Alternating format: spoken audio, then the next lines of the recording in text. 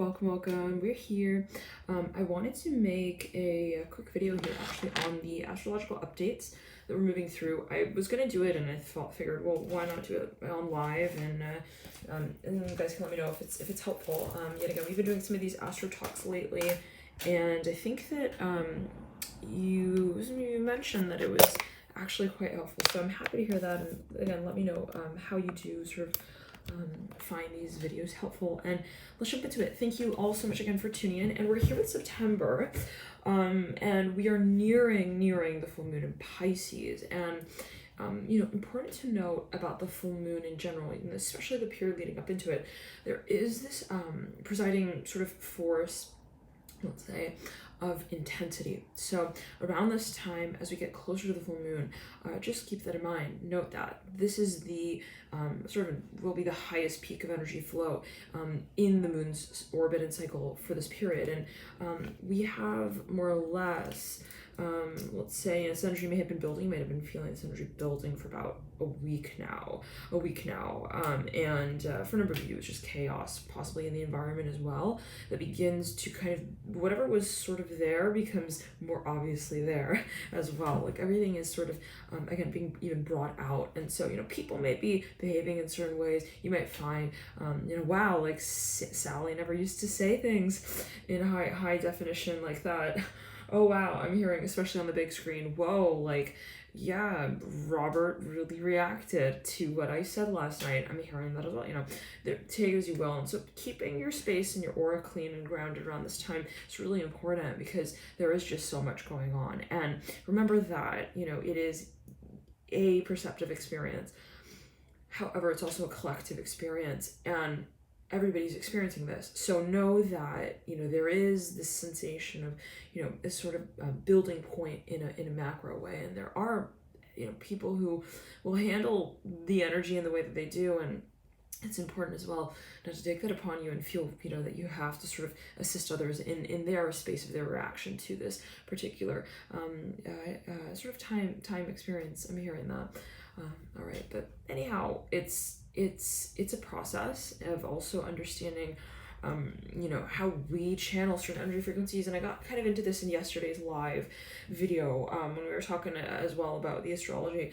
But it's sort of an experiment of some kind, to see, well, how is it that I actually interact with this part of my birth chart? And in this case, for everyone here, we're looking at the energy of Pisces, Neptune, Jupiter, 12th house energy, water energy. There's a frequency range here of the energy of Neptune and Jupiter in terms of what it can actually lead to, the creation of very creative energy, very imaginative, incredibly insightful, sort of the quantum field of perspective that we can associate with Pisces energy, transcendence of the 12th house into the first in itself. And we're really talking about transformation as well when we think of that archetype, and the ability to transcend, right? That we really see with Pisces on a perspective, on a perceptive level. But at the same time, it can lead to paranoia. It can lead to this feeling of sort of, selflessness, yes, but to the level and degree of no longer sensing even the self in that space, which, is that really selfless energy, or is that, a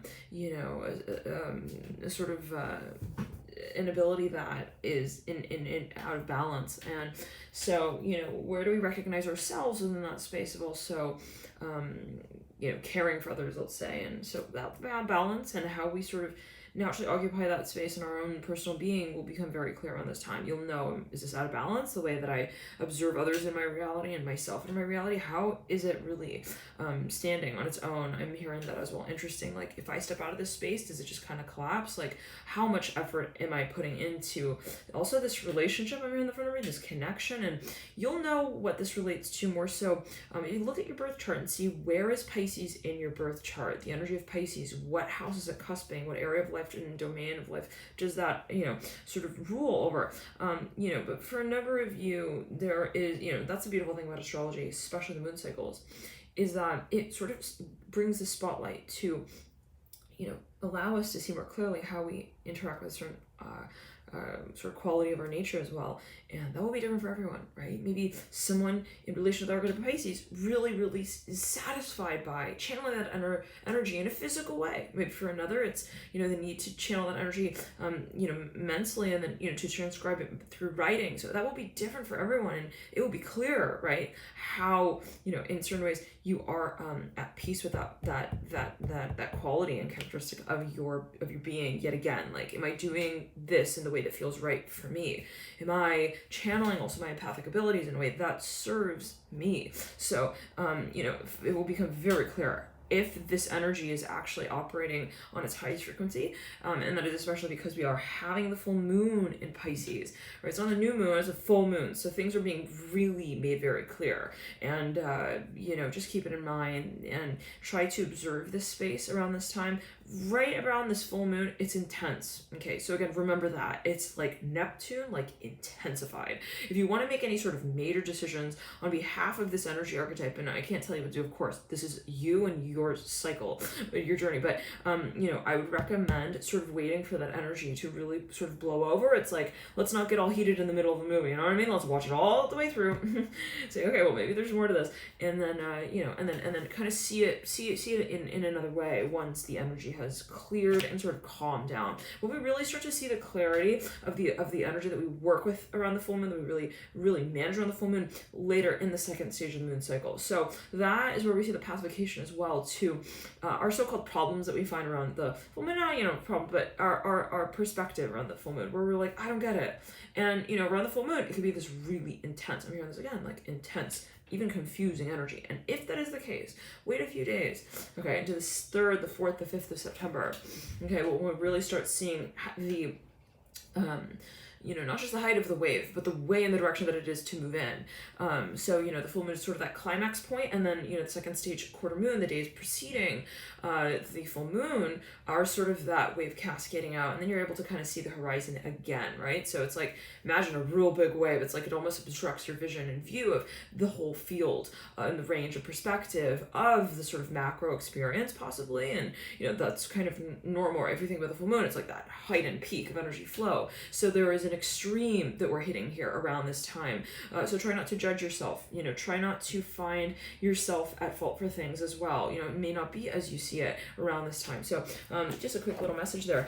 In addition, we have the sun in Virgo, okay, around this time at the same time. So if we think of these like as elements, right, we have a lot of water here, climaxing out here into the 2nd of September, and leading up into that point. But then we also have the sun, right, the solar energy influence. It's like the main source of light. Here, center stage in Virgo, and that is earth energy. It is mutable, so we do have quite a bit of mutable energy. You do have the elements, right, but then you have the 3 modalities of each element. So there are different ways of managing each element, right? So we have earth energy, which is grounded energy. However, there are the 3 modalities. We have adaptable, mutable sort of earth energy, which is Virgo in energy, and the same goes for water energy. We have adaptable, mutable water energy, which is Pisces. And so to give you an example by way of contrast to that, or in connection to that, Scorpio, for example, is a fixed water sign energy, and Aquarius, in terms of the air suit element, is fixed air sign. And in terms of earth, we have Taurus, which is a fixed earth sign. In terms of fire, we have Leo, which is a fixed fire sign. And so, you have these different modalities of each of the elements. So right around this time, we have a lot of mutable, adaptable energy. We have the mutable sign of Virgo in the sun, in addition to Mercury. So the sun and Mercury both in Virgo, and the moon hitting that climax point in the mutable air sign and in the mutable water sign of Pisces. And this will be different for everyone, so take a look at your birth chart to see where this energy will really ride out for you. For example, it could be riding through your water house, or it could be riding through your air house. Okay. Anyways, but what else here? We have Venus also at the same time here, and Pisces. And as we climb into the full moon in Pisces, we'll have Venus here, the planet of pleasure. The senses, how we sort of interact even in a physical way with our environment. In the water sign of Cancer, you can expect to be feeling a lot here around this time. When we have the teaming up of the full moon in Pisces and Venus in Cancer. actually inching towards its later degrees here, in fact, as we all Venus moving into Leo, 0 degrees of Leo, and thereby hitting those tail end degrees of Cancer. There's going to be a really strong accent on, you know, yes, feeling others, but also acknowledging, you know, what do we do about that? Okay, we can, but how do we also consciously address that feeling? And, you know, how do we address the feelings of others when we have to consider ourselves as well in that space? Be a very big question around this time. Doing what's right for you, and I made a video on that yesterday. Okay, walking through the neighborhood there. So if you do feel guided, feel free to watch that if you do feel guided. But anyhow, we have here a lot of Virgo energy, a lot of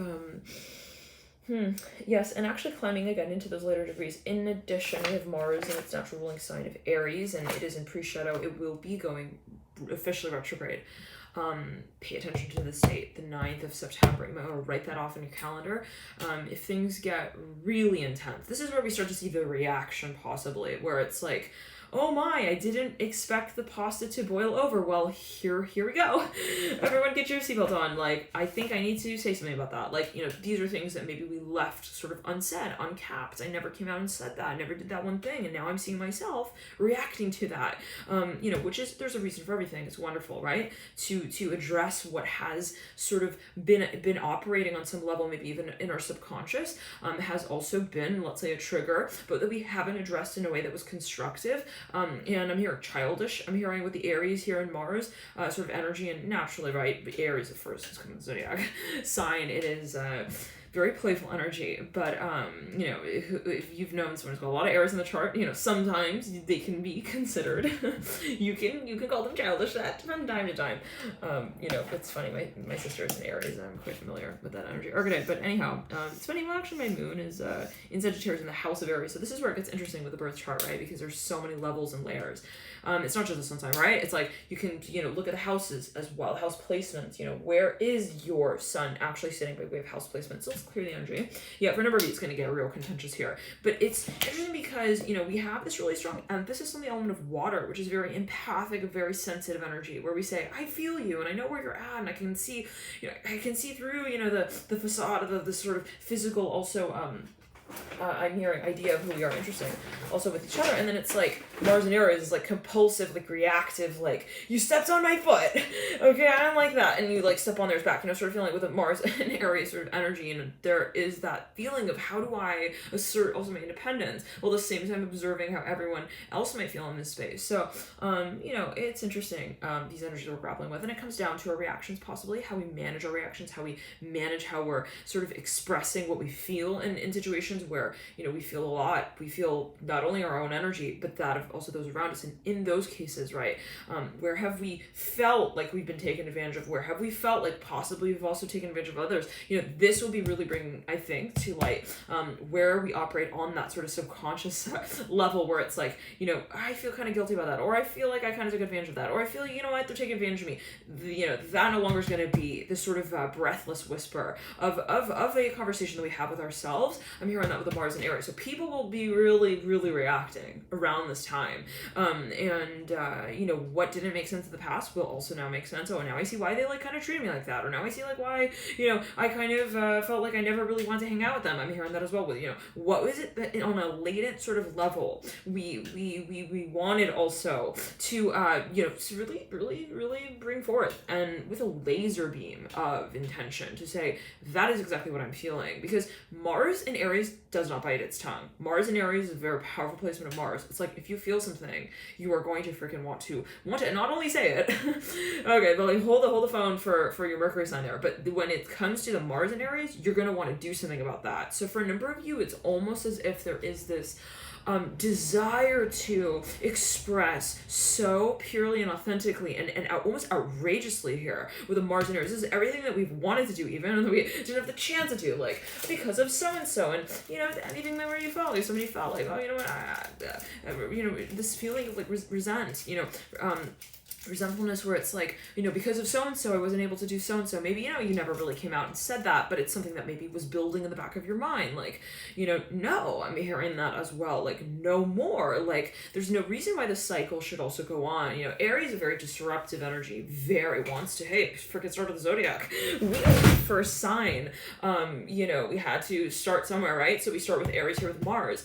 And so there is this disruptive sort of assertive energy that we see with Aries and Mars, which can be constructive, right? You get things started, you get things going, cardinal, modality of the sign here, fire energy. And, so it is purposeful. It can be purposeful.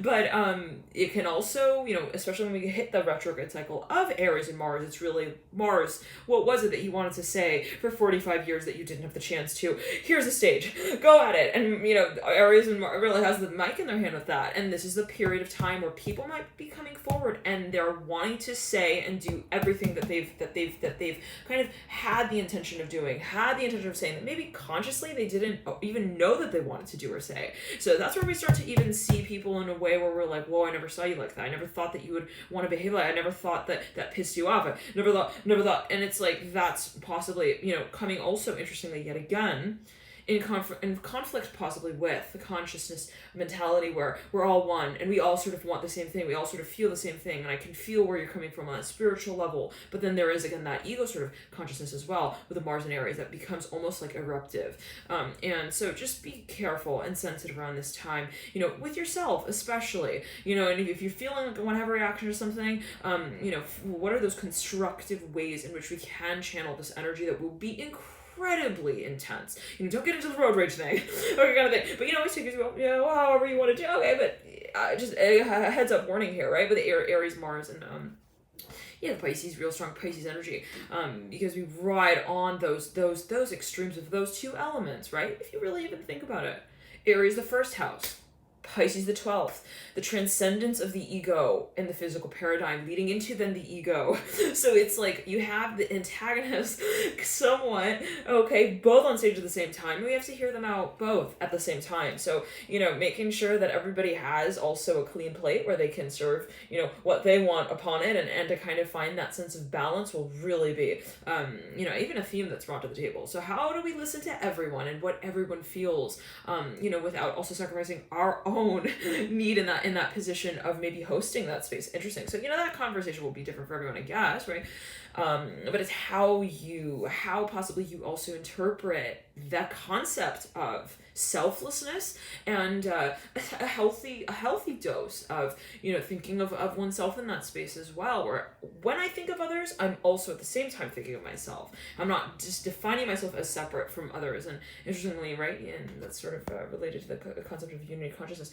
So but let's clear it and ground. So for a number of you, yes, if you're going to be in a real large crowd here around this time, just take some healthy healthy snacks. I'm here, keep yourself busy. It can be metaphorical, but and if you're around an area, I'm hearing as well that you understand to be kind of like naturally turbulent, like already, or certain people, let's say, who have certain placements in their birth chart that are quite at times explosive. I'm hearing also implosive, because yet again, this is where we will be seeing more so. See, Mars and Aries, this is kind of interesting. The thing about astrology is that it's like a chemical reaction with our energetic composition. This is how I see it. So in some kind of way, not everybody has a Mars and Aries, right, placement. Maybe someone has a Mars and Virgo. But the Mars and Aries is present now around this time for everyone. This is a color that everyone is painting with on their palette, with the palette and on their canvas. So it's almost like that energy and frequency is stimulating the natural sort of state of the Mars Virgo. So somebody, let's say, who is naturally, they don't normally assert what they feel. And watch out, those of you who know people who are not really expressive physically, especially around this time. This is like hitting the highest meter on the, what is it with the thingy?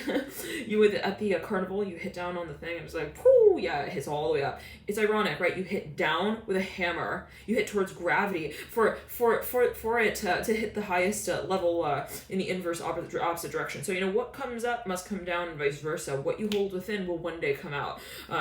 So just be aware of that. Understand, I'm hearing your neighbors as well. It is a very sensitive time, and at the same time very sentimental. And I think that it will be starting to see where the sentimental side of our being interacts with that which is physical, the need to connect on a physical level as well, and to express in a physical way, and to identify who we are on that personal level. And for those of you who have a lot of work that you carry out in an empathic sort of space, if you haven't been tending to your own inner children, I'm hearing inner children, multiple children within you, all of your needs, in other words, now will be a time where it will be very clear, okay, what those needs are, and also maybe for a number of you why you haven't addressed them. So that's where we'll start to see, well, I couldn't do what I really wanted because I was tending to so and so. Frank and his hot dog conversation with his with his buns, I don't know what that's going to. It's like, especially physically. Okay, we can also say with Mars and Aries, we're talking about the physical body, the physical needs. Okay, well, I wasn't able to do that because I was working so hard. I wasn't able to do this because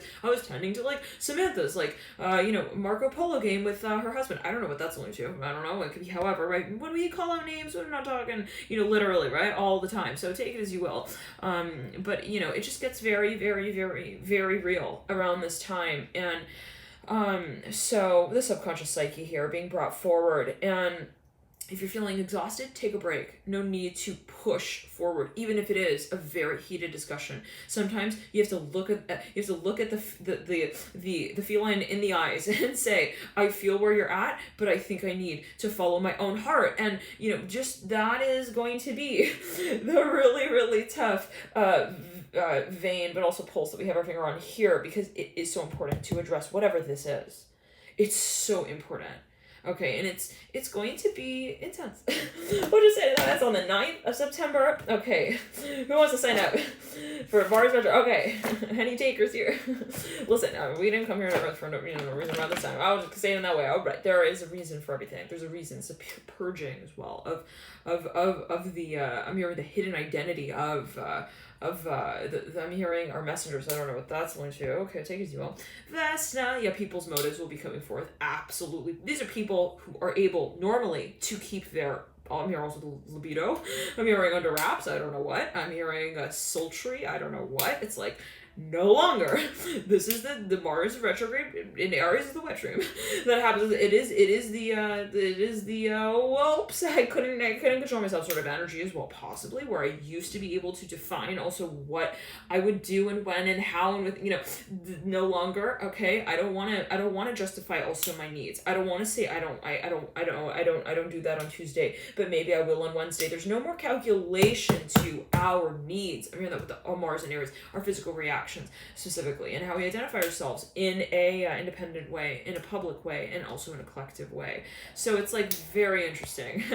Yeah, I would recommend the days prior to this period, just kind of keep your system also active, grounded, very, very important around this time to maintain a healthy sense. Keep your sunshine levels high if you can as well here.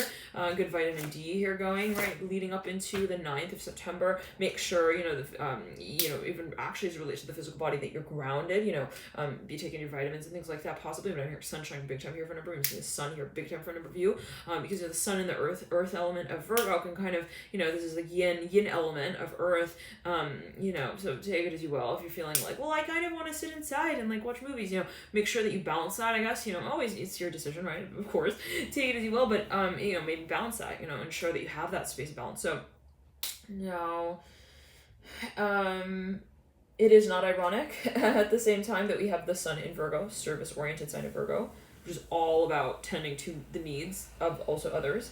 But it is a space of balance as well. And the part of the chart, the 6th house, that rules also your working environment and what makes sense for you, what makes you feel functional, practical, purposeful. And Virgo sees the details in absolutely everything. Virgo will be that person in the crowd who can see someone's hair on their chin and the direction in which it points. It's really that sort of energy that's very, very, very scrutinizing, and it can be in the way of how can I serve them and how can I serve them better, and also upon myself, how can I improve myself. And so those with a lot of Virgo will really start to maybe find that becomes a bigger question when it comes to also their impulses here with the Mars and Aries. And in addition, their operation on this sort of collective scale. So those who associate with the archetype of empathic work and who have a lot of Virgo around this time, this will be a very important segue for you into your own I'm hearing this is shadow work for absolutely everyone here, right? We are working through it. Also heavy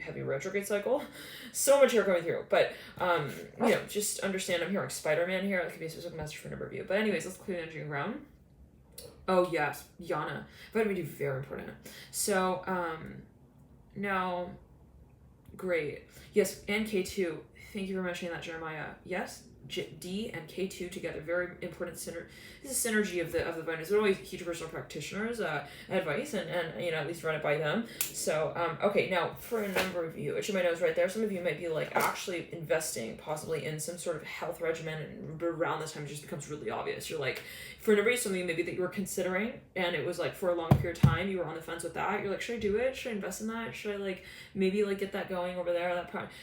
Yeah, that will be the time where you're like, oh, I want to also go all in. So for a number of you, could go from not investing anything in a certain space, just kind of thinking of it. I'm hearing, kind of theoreticizing about it, even researching it. A lot of research maybe haven't gone into the space, and then finally you go all in. You kind of you take the dive here with some kind of investment. Shortly after in the week, actually around the 12th of September, we then have Jupiter going direct, and so we'll talk more about that. We near that period of the month, but side note, the August 15th to September 15th readings are now out. You can find those on the channel and the playlist plays on the channel, and they're organized. I've been looking through the older videos. It's pretty interesting. If you look 6 months back, sometimes the resonance factor is quite high. Okay, a lot of details there. You're like, whoa, that's what that was referring to. Okay.